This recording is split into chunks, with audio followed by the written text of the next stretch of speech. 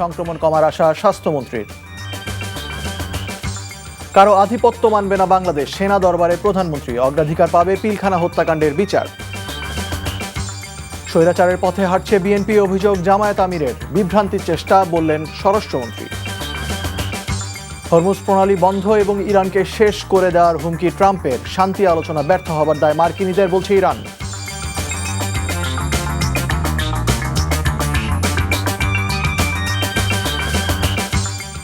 আসসালামু আলাইকুম, মুশফিকুর সালেহীন স্বাগত জানাচ্ছি এনটিভির রাতের খবরে। গ্রাউন্ড সিমেন্ট শিরোনাম দেখছিলেন, এবারে পুরো খবর। কারো আধিপত্য মেনে নেওয়া হবে না জানিয়ে প্রধানমন্ত্রী তারেক রহমান বলেছেন, সশস্ত্র বাহিনী কোনো দল, ব্যক্তি বা পরিবারের সম্পদ নয়। তিনি বলেন, কেউ এ দেশকে আর তাবেদার রাষ্ট্রে পরিণত করতে পারবে না। সশস্ত্র বাহিনীকে পেশাদারিত্বে আপোষ না করার আহ্বান জানিয়ে প্রধানমন্ত্রী বলেন, সবাই ঐক্যবদ্ধ থাকলে কাঙ্ক্ষিত দেশ গড়া সম্ভব। সশস্ত্র বাহিনীর দরবারে অংশ নিয়ে তিনি এসব কথা বলেন। হাসান মাহমুদের রিপোর্ট।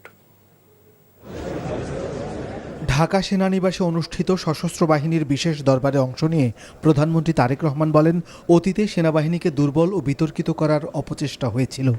বিডিআর সদর দপ্তরে সংগঠিত বেদনা বিধুর অধ্যায় আজও আমাদের হৃদয় এক গভীর ক্ষত হিসাবে রক্তক্ষরণ ঘটায়, যার সুষ্ঠু তদন্ত ও ন্যায় বিচার নিশ্চিত করা বর্তমান সরকারের একটি অন্যতম অঙ্গীকার।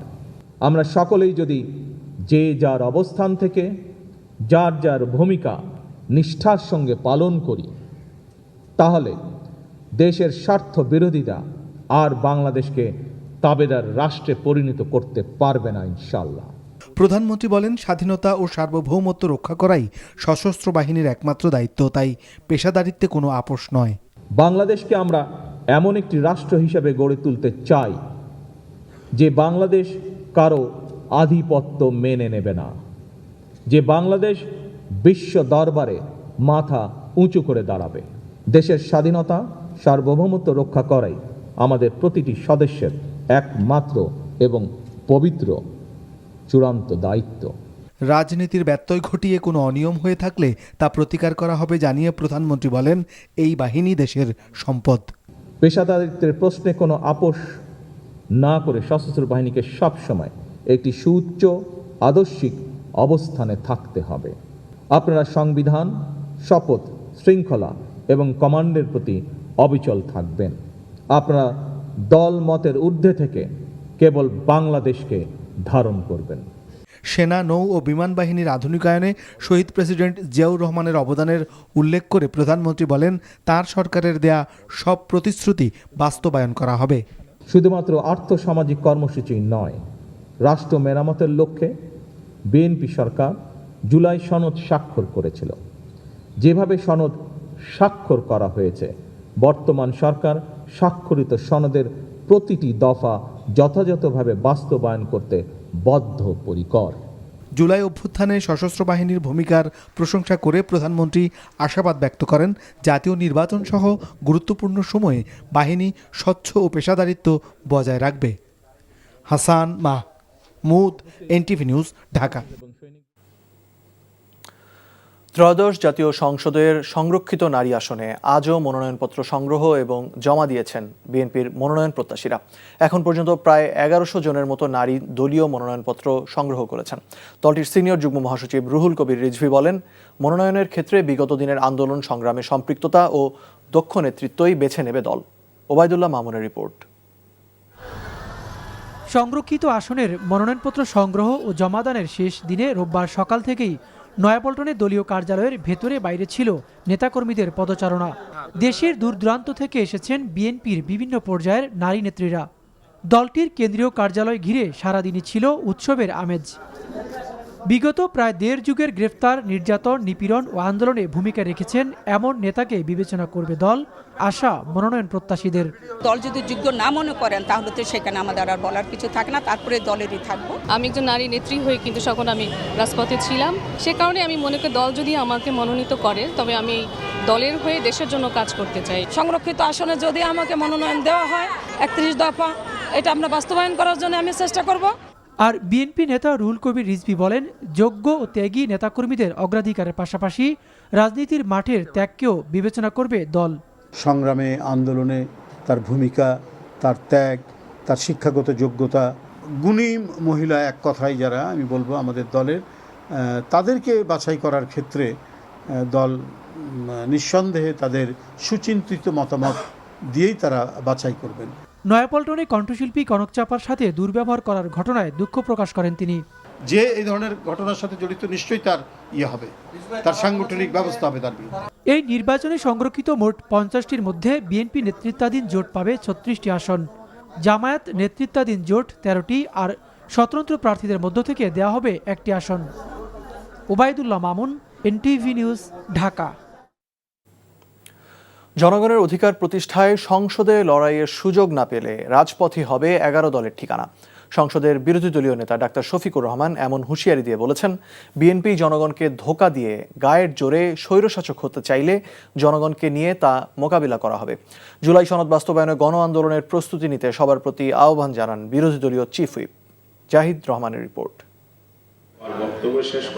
রাজধানীর কাকরাইল ডিপ্লোমা ইঞ্জিনিয়ার্স ইনস্টিটিউশনে মুক্তিযুদ্ধ হলে জুলাই যোদ্ধা ও শহীদ পরিবারের সদস্যদের সাথে মত বিনিময় সভার আয়োজন করে 11 দলীয় ঐক্য। অবিলম্বে সরকারকে গণভোটের রায় মেনে জুলাই সনদ বাস্তবায়নের দাবি জানান শহীদ পরিবারের সদস্য ও আহতরা।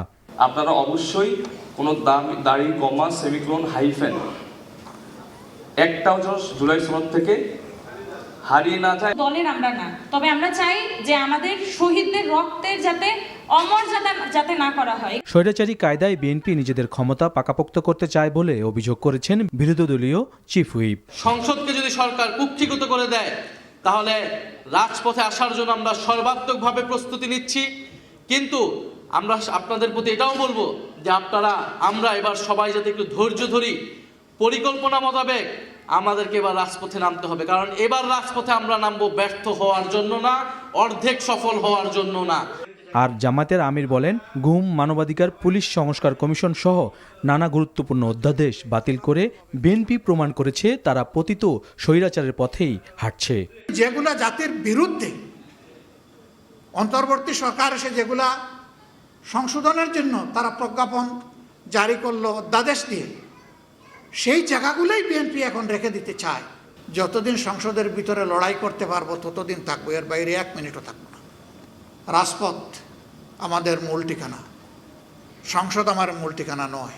সংসদে বিরোধী দলকে অন্ধকারে রেখে সরকারি দল ব্ল্যাকমেইল করতে চাইলেও তারা ফাঁদে পা দেয়নি বলে জানান বিরোধী দলীয় নেতা জাহিদ রহমান, এনটিভি নিউজ, ঢাকা।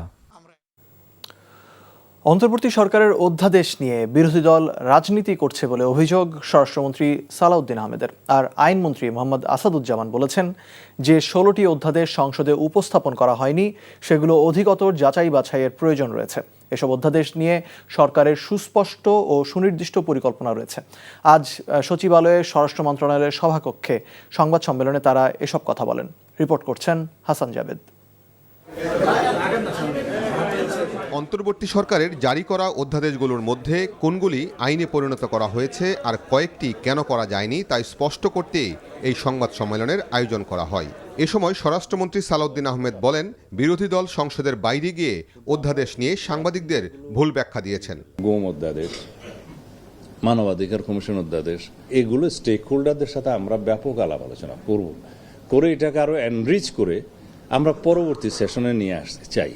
এখন এই বিষয়গুলো মাথায় রেখে আমরা কথা বলেছি, কিন্তু বিরোধী দলের সদস্যরা এই জিনিসগুলোকে রাজনীতিকীকরণ করেছেন।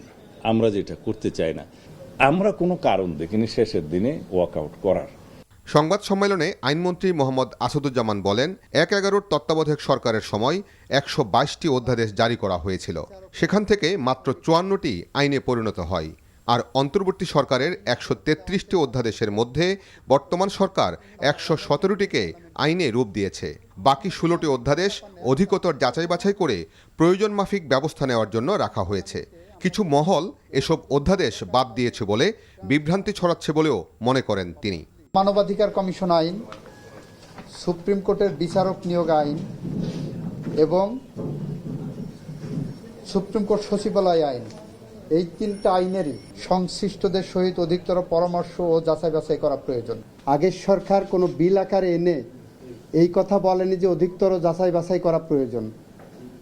আমরা বিল আকারে এনে অধিকতর যাচাই বাছাই এবং স্টেক হোল্ডারদের সাথে আলোচনা করে এটা আবার আনবো, এই কমিটমেন্ট দিয়েছি। আইনমন্ত্রী বলেন, বিএনপি তার নির্বাচনী অঙ্গীকারের অংশ হিসেবে এই আইনগুলোকে আরও বেশি স্বচ্ছ, জবাবদিহিমূলক এবং যুগোপযোগী করতে চায়। Hasan Javed, NTV news, Dhaka. আগামী শুক্রবার চলতি বছরের হজ ফ্লাইটের উদ্বোধন করবেন প্রধানমন্ত্রী তারেক রহমান। সেদিন রাতে হজ যাত্রীদের নিয়ে ঢাকা ছাড়বে প্রথম ফ্লাইট। প্রধানমন্ত্রী তারেক রহমানের সভাপতিত্বে সচিবালয়ে তার কার্যালয়ে অনুষ্ঠিত হজ ব্যবস্থাপনা সংক্রান্ত জাতীয় কমিটির সভা শেষে ধর্মমন্ত্রী মোফাজ্জল হোসেন কায়কোবাদ এসব তথ্য জানান। আগামী 2-1 দিনের মধ্যেই প্রধানমন্ত্রী হাজি ক্যাম্প পরিদর্শনে যাবেন বলেও জানান ধর্মমন্ত্রী। তিনি জানান, মধ্যপ্রাচ্যের চলমান পরিস্থিতি সত্ত্বেও হজ ফ্লাইটের শিডিউলে বড় ধরনের কোনো বিপর্যয় হবে না। এবছর বাংলাদেশ থেকে মোট ৭৮,৫০০ জন হজযাত্রী পবিত্র হজ পালনের উদ্দেশ্যে সৌদি আরবে যাবেন।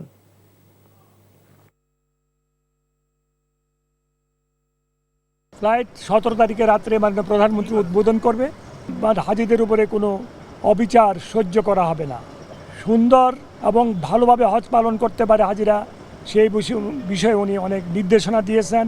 হাজি ক্যাম্পের অবস্থা দেখার জন্য উনি নিজেই যাবেন। হাজিরা আল্লাহর মেহমান, ইনশাআল্লাহ আল্লাহ সব ব্যবস্থা করবে, কোনো জটিলতা হবে না ইনশাআল্লাহ বলে আছি।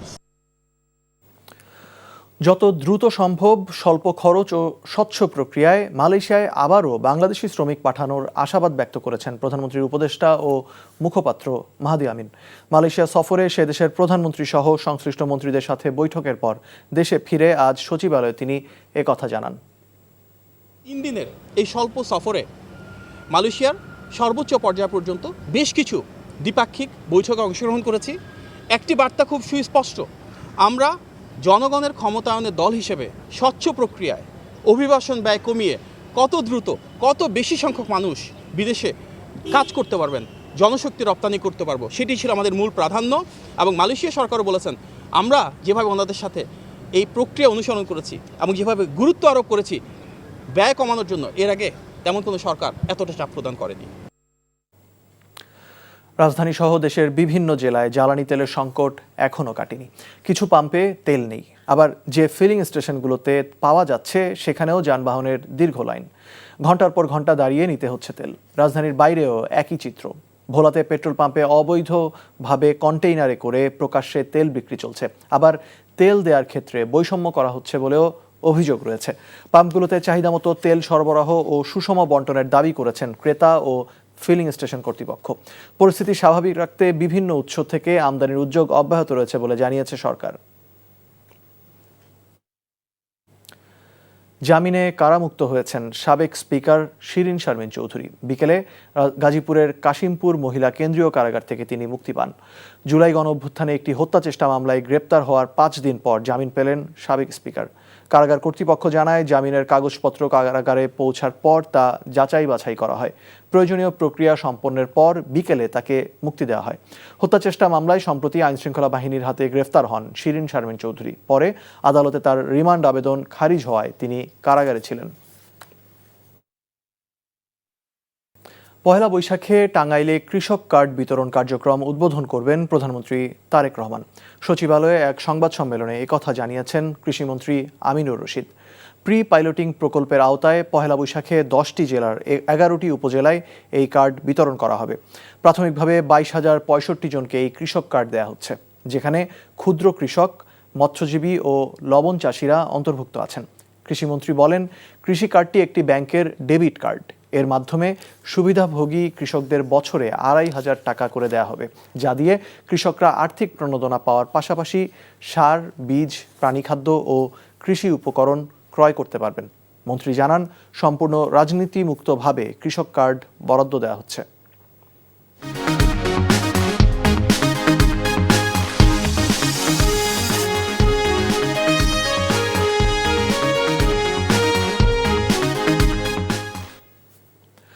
প্রচণ্ড রোদ, তীব্র শীত কিংবা প্রবল বর্ষণেও ফসল উৎপাদনে সদা তৎপর থাকেন একজন কৃষক। বিকল্প কর্মসংস্থান, সার, জ্বালানি এবং বীজের চড়া মূল্যের কারণে অনেক ক্ষেত্রে হতোদ্যম হয়ে পড়েন তারা। এমন প্রেক্ষাপটে কৃষকের সরাসরি সরকারি সহযোগিতা কিংবা প্রণোদনা প্রাপ্তির ঘটনা বিরল। তবে দীর্ঘমেয়াদে কৃষি নির্ভর বাংলাদেশে কৃষকের সুদিন ফেরাতে কৃষি কার্ড চালু করছে সরকার। প্রকৃত কৃষকরাই যেন এই সুবিধার আওতাভুক্ত হন সেই দাবি কৃষকদের। মোহাম্মদ হোসেনকে সাথে নিয়ে টাঙ্গাইল ঘুরে জুবায়ের প্রধানের 2 পর্বের ধারাবাহিকের শেষ পর্ব আজ। ছবি তুলেছেন আয়নাল আহমেদ। ভোরের আলো ফোটার আগেই শুরু হয় শফিকুল মিয়ার পরিবারের দিন। বৃদ্ধ বাবা মা, 3 মেয়ে আর স্ত্রীকে নিয়ে 7 সদস্যের এই পরিবারে একমাত্র উপার্জনের উৎস কৃষি। সংসারের খরচ, সন্তানদের পড়াশোনা সবকিছুর দায়িত্ব একজনের কাঁধে। বছরের পর বছর চাষাবাদ করেও কখনো লাভ কখনো লোকসান, এই হিসাবেই চলছে জীবন। কিন্তু খরচ আর অনিশ্চয়তার চাপে প্রায় দুশ্চিন্তায় কাটে তাদের দিন। শ্বশুর শাশুড়ি খাইবার দিন আগে নিজেরা খায়, 7 জন মানুষ খায় নালা, 1 পিন্ডার কামাই। মেয়ে এবার গাইড কিনে দিবার পয়সাতে 2000 টাকা লাগবো। এই যে কতদিন ধরে খোসামুদ্দি করছাতে দিহার সাথে না। পারিবারিক সূত্রে 30 বছর ধরে আগাগোড়া কৃষিকে ধারণ করা এই কৃষক এত বছরেও পাননি সরকারি কোনো সুবিধা। একাই কাজ করে 3 পোলা পড়াই, মা বাবা ভাত খাওয়াই, আবার খেত খামারে কাজ করি। এত বছর সরকার গঠন করতে কোনো সরকার সার বিষ কিছু দেয় নাই। শফিকুল মিয়ার মতোই একই এলাকার কৃষক ইয়াদ আলী ও শহর আলীর গল্পটাও একই রকমের। এমন বাস্তবতায় কৃষকদের তালিকা তৈরি করে সরাসরি সহায়তা দিতে সরকার উদ্যোগ নিয়েছে কৃষক কার্ড প্রদানের। এই কার্ডকে ঘিরে এবার আশায় বুক বেঁধেছেন টাঙ্গাইলের কৃষকরা। কার্ড দিলে আমাকে চলার জন্য ফিরে মনে করেন উদ্যান করলে যদি সরকার করে আমাকে অন্যের জন্য ভালো, সরকারের ফিরে আমাকে যদি হেলেই করে তাহলে আমাকে অনেক ভালো। কার্ডবোর্ড দিলে আমরা মানে জানি ভালোভাবে চলতে পারি। 50 বছর ধরে কৃষিকাজ করি, কোনো সরকারের সাথে কোনো সহযোগিতা পাইনি। এখন এই অবস্থায় সুখে দুঃখে মানে তবু আমরা কাজ করতেছি। মানে সরকারের আশ্বাস দিলে আমাকে জন্য ভালো, আর দিলে আরও ভালো। একদিকে কৃষিতে উৎপাদন খরচ বাড়ছে, অন্যদিকে পাওয়া যাচ্ছে না উৎপাদিত ফসলের ন্যায্য মূল্য। এমন পরিস্থিতিতে বিএনপি সরকারের প্রতিশ্রুত কৃষক কার্ডকে আশার আলো হিসেবে দেখছেন এই অঞ্চলের কৃষকরা। কৃষক কার্ডের আওতায় আসবে দেশের 1,65,00,000 কৃষক। এই কার্ডে ন্যায্য মূল্যে কৃষি উপকরণ সহ 10 ধরনের সুবিধা পাবেন কৃষকরা। পহেলা বৈশাখে টাঙ্গাইলে কৃষক কার্ড উদ্বোধনের দিনে নিজ হাতে 15 জন কৃষকের হাতে কার্ড তুলে দিবেন প্রধানমন্ত্রী তারেক রহমান। সব মিলিয়ে প্রথম পর্যায়ে এই জেলায় 1470 জন কৃষক পাবেন এই কার্ড। এই উদ্যোগটাকে সফল করার জন্য, যাতে এটা নিয়ে কোনো বিতর্কের সৃষ্টি না হয়, এই জন্য কয়েকটা লেয়ারে আমরা এটা যাচাই বাছাই করেছি। এতে তাদের নাম এন্ট্রি থেকে শুরু করে আমাদের পুরো কার্যক্রমে আমাদের মনিটরিং টিম ছিল। এখানে আমাদের উপজেলা নির্বাহী অফিসার, উপজেলা কৃষি অফিসার, আমরা বারংবার ওই অঞ্চলগুলো ভিজিট করেছি এবং আমরা নিশ্চিত করেছি যেখানে প্রকৃত যারা কৃষক তারাই যেন এই প্রকল্পের মধ্যে অন্তর্ভুক্ত হন। একদিকে যেমন উচ্ছ্বসিত কৃষকরা, অন্যদিকে যথাযথ বাস্তবায়ন নিয়েও দুশ্চিন্তায় তারা। প্রকৃত কৃষকরা যেন বঞ্চিত না হয় সেই দিকে বিশেষ দৃষ্টি রাখার আহ্বান কৃষকদের। জুবায়ের প্রধান, এনটিভি নিউজ, টাঙ্গাইল। পহেলা বৈশাখকে ঘিরে বিশৃঙ্খলার কোনো আশঙ্কা নেই, তবুও সব ধরনের প্রস্তুতি রয়েছে বলে জানিয়েছেন ঢাকা মহানগর পুলিশের ভারপ্রাপ্ত কমিশনার মোহাম্মদ সরওয়ার। বিকেলে রাজধানীর রমনা পার্কে পহেলা বৈশাখের নিরাপত্তা বিষয়ে সংবাদ সম্মেলনে তিনি একথা বলেন। ডিএমপি কমিশনার বলেন, পহেলা বৈশাখ উপলক্ষে রাজধানীতে যাতে সব শ্রেণী পেশার মানুষ নির্বিঘ্নে উৎসব উপভোগ করতে পারেন সেজন্য ডিএমপি ব্যাপক নিরাপত্তা পরিকল্পনা গ্রহণ করেছে। নববর্ষের অনুষ্ঠানকে কেন্দ্র করে পুরো ঢাকা মহানগরীকে 9টি সেক্টর এবং 14টি সাব সেক্টরে ভাগ করা হয়েছে। প্রতিটি এলাকায় ইউনিফর্ম ও সাদা পোশাকে বিপুল সংখ্যক পুলিশ সদস্য মোতায়েন থাকবে বলে জানান কমিশনার। গুরুত্বপূর্ণ স্থানগুলোতে ডগ স্কোয়াড ও বোম ডিসপোজাল টিম দিয়ে সুইপিং করা হবে। এখানে আইন শৃঙ্খলা বাহিনী বা ডিবি এবং সিডিটিসির পর্যাপ্ত সংখ্যক পুলিশ সদস্যগণ সাদা পোশাকে মোতায়েন থাকবে। অনুষ্ঠানস্থলে হকার যাতে প্রবেশ করতে না পারে এবং অন্য কোনো অনাকাঙ্ক্ষিত পরিস্থিতি যাতে তৈরি না হয় সেজন্য আমাদের বিশেষ টিম কাজ করবে। গোয়েন্দা নজরদারি বৃদ্ধি এবং সাইবার পেট্রোলিং সহ নববর্ষ কেন্দ্রিক অপপ্রচার রোধে সামাজিক যোগাযোগ মাধ্যমে যে কোনো অপতৎপরতা ডিএমপি সহ অন্যান্য পুলিশি ইউনিট বা অন্যান্য ইউনিট মনিটরিং করবে। ফলাফল ভালো দেখানোর জন্য বিগত আওয়ামী লীগ সরকার নকল বন্ধ করেনি বলে অভিযোগ করেছেন শিক্ষামন্ত্রী এহসানুল হক মিলন। তিনি বলেন, প্রশ্ন ফাঁসের সঙ্গে অনেক ক্ষেত্রে শিক্ষকরাই জড়িত থাকে। দুপুরে রাজধানীর আজিমপুর গার্লস স্কুল অ্যান্ড কলেজে আসন্ন এসএসসি ও সমমান পরীক্ষার কেন্দ্র সচিবদের সঙ্গে মতবিনিময় সভায় তিনি এসব কথা বলেন। পরীক্ষায় খাতায় শিক্ষকদের অযাচিতভাবে বেশি নাম্বার দেওয়ার সুযোগ বন্ধ করা হবে বলে জানান মন্ত্রী। তিনি জানান, আইন সংশোধন করে শিক্ষকদের জবাবদিহিতার মধ্যে আনা হচ্ছে। মানসম্মত শিক্ষা ব্যবস্থা নিশ্চিত করতে সরকার কাজ করছে বলে জানিয়ে মন্ত্রী বলেন, শিক্ষা প্রতিষ্ঠানে সিসি ক্যামেরা লাগানোর ফলে শুধু শিক্ষার্থীদের নজরদারি নয়, শিক্ষকরা সঠিকভাবে পাঠদান করছেন কিনা তাও দেখা হবে। অসহায় শিশুদের কষ্ট মানুষের কাছে তুলে ধরার পাশাপাশি তাদের প্রতি সহমর্মিতা নিয়ে এগিয়ে আসার আহ্বান জানিয়েছেন স্বাস্থ্য প্রতিমন্ত্রী ডক্টর এম এ মুহিত। পথ শিশুদের সব রকম অধিকার নিশ্চিত করতে পারলে রাষ্ট্র সবার নাগরিক অধিকার নিশ্চিত করতে পারবে বলে মন্তব্য করেন প্রতিমন্ত্রী। সকালে জাতীয় প্রেস ক্লাব প্রাঙ্গণে বিশ্ব পথ শিশু দিবস উপলক্ষে ডাক্তার মুজিব নিউবর্ন ফাউন্ডেশন আয়োজিত র্যালিতে অংশ নিয়ে তিনি এমন কথা বলেন। পথ নবজাতকেরা আপনজন, হবে না কোনো বিভাজন স্লোগানে পালিত হচ্ছে এবারের বিশ্ব পথ শিশু দিবস। বেলুন ও পায়রা উড়িয়ে র্যালির উদ্বোধন করেন ডাক্তার এম এ মতিন। পথ শিশুদের পাশাপাশি সংগঠনের সদস্যরা র্যালিতে অংশ নেন। ডেঙ্গু প্রতিরোধে সচেতনতামূলক কর্মসূচির অংশ হিসেবে রাজধানীতে খালের কচুরিপানা পরিষ্কার করার কাজে অংশ নিয়েছেন ঢাকা দক্ষিণ সিটির প্রশাসক আব্দুস সালাম। দুপুরে খিলগাঁওয়ের তালতলা কবরস্থানের পাশে পরিষ্কার কর্মসূচির উদ্বোধন করেন তিনি। ঢাকা ৯ আসনের সংসদ সদস্য ও রেলপথ ও সড়ক পরিবহন প্রতিমন্ত্রী হাবিবুর রশিদও এই কর্মসূচিতে অংশগ্রহণ করেন। উদ্বোধনী অনুষ্ঠানে আব্দুস সালাম বলেন, দেশে এখন হামের প্রকোপ চলছে। নতুন করে যাতে ডেঙ্গুর সংক্রমণ না হয় সেজন্য এখনই নগরবাসীকে পরিষ্কার পরিচ্ছন্নতায় মনোযোগ দিতে হবে। এ সময় খিলগাঁও তালতলার ঝিলপাড় এলাকায় পার্ক ও মাঠের দাবিতে মানববন্ধন করেন এলাকাবাসী। মৌলভীবাজার বিসিক শিল্পনগরীতে সয়াবিন তেলের একটি ফ্যাক্টরিতে অভিযান চালিয়েছে সেনাবাহিনী, র্যাব ও পুলিশ। বিকেল 4:30টার দিকে এই অভিযান পরিচালনা করা হয়। অভিযানে প্রতিষ্ঠানের 2 বছরের অধিক বিএসটিআই এর লাইসেন্স নবায়ন না করা, প্রতিটি বোতলে ওজনে কম থাকা ও পাম অয়েলের সাথে সয়াবিন তেল মিশ্রণের অভিযোগ প্রমাণিত হয়। এ সময় জেলা প্রশাসনের এক্সিকিউটিভ ম্যাজিস্ট্রেট রইচ আল রেজওয়ান প্রতিষ্ঠানের মালিককে 50,000 টাকা জরিমানা ও অনাদায়ে 1 মাসের বিনাশ্রম কারাদণ্ড দেন। দেশের এসএমই খাতের বিকাশ ও পণ্যে বৈচিত্র্য আনার মাধ্যমে নতুন কর্মসংস্থান সৃষ্টির লক্ষ্যে সরকার কাজ করছে বলে জানিয়েছেন শিল্পমন্ত্রী খন্দকার আব্দুল মুক্তাদির। রাজধানীর আগারগাঁওয়ে বাংলাদেশ চীন মৈত্রী সম্মেলন কেন্দ্রে এসএমই বৈশাখী মেলার উদ্বোধনী অনুষ্ঠানে তিনি একথা বলেন। শিল্পমন্ত্রী বলেন, সম্প্রতি এসএমই খাতের উন্নয়নে 300 কোটি টাকার প্রণোদনা দেওয়া হয়েছে। ভবিষ্যতে এই বরাদ্দ 2000 কোটিতে উন্নীত হবে। এসএমই ফাউন্ডেশনের উদ্যোগে 7 দিনব্যাপী বৈশাখী মেলার আয়োজন করা হয়েছে। মেলা চলবে 18 এপ্রিল পর্যন্ত। প্রতিদিন সকাল 10টা থেকে সন্ধ্যা 7টা পর্যন্ত মেলা চলবে। মেলায় বিভিন্ন পণ্যের স্টল ছাড়াও দর্শনার্থীদের জন্য থাকছে নানা ধরনের ঐতিহ্যবাহী ও বিনোদনমূলক আয়োজন। 300 কোটি টাকা যদি 2000 কোটি টাকা হয় তাহলে এসএমই খাতের জন্য ভালো হবে, তাই না? এবং আমি ওনাকে কথা দিয়েছি এই 300 কোটি টাকার তহবিল 2000 কোটি টাকায় উন্নীত হবে ইনশাল্লাহ। আমরা এসএমই খাতের বিকাশ চাই, উত্তরোত্তর বিকাশ চাই। এই বিকাশের প্রয়োজনে যে বাস্তবসম্মত আহ্বান নিয়ে আপনারা এগিয়ে আসবেন, প্রধানমন্ত্রী তারেক রহমানের নেতৃত্বাধীন বিএনপি সরকার আপনাদের সাথে থাকবে। ক্রিকেটের আরও খবর। ঘরের মাঠে শ্রীলঙ্কার বিপক্ষে 3 ম্যাচের ওয়ানডে সিরিজের জন্য নিগার সুলতানা জ্যোতির নেতৃত্বে ঘোষণা করা হলো নারী দল। রাজশাহী স্টেডিয়ামে লঙ্কান মেয়েদের বিপক্ষে 20 এপ্রিল থেকে শুরু হবে ওয়ানডে সিরিজ। দ্বিতীয় ও তৃতীয় ওয়ানডে যথাক্রমে 22 ও 25 এপ্রিল। এরপর মেয়েরা চলে যাবে 3 ম্যাচের টি-20 সিরিজ খেলতে সিলেটে।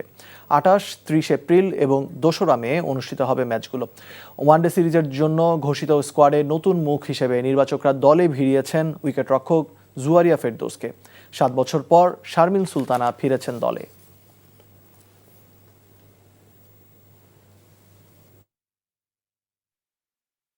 এই ছিল রাতের খবরে।